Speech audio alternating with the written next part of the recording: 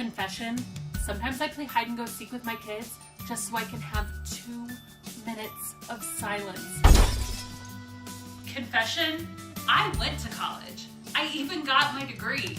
But sometimes I feel like I'm wiping my kids' butt with it. Confession, I love my kids so much.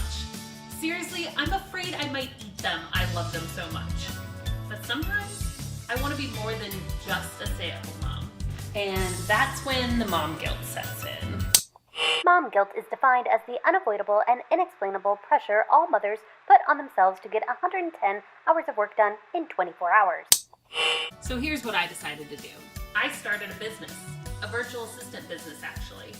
Something I could do at home with my kids and feel like I had something that was still mine. And the craziest thing happened. I was actually happy.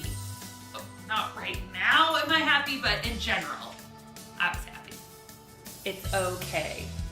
Be a full-time stay-at-home mom. Work part-time, work from home, work full-time. Do what's right for you. Because you being happy is what makes you a better mom. Know somebody who needs to see this video? Share it with them and tag them in the comments below.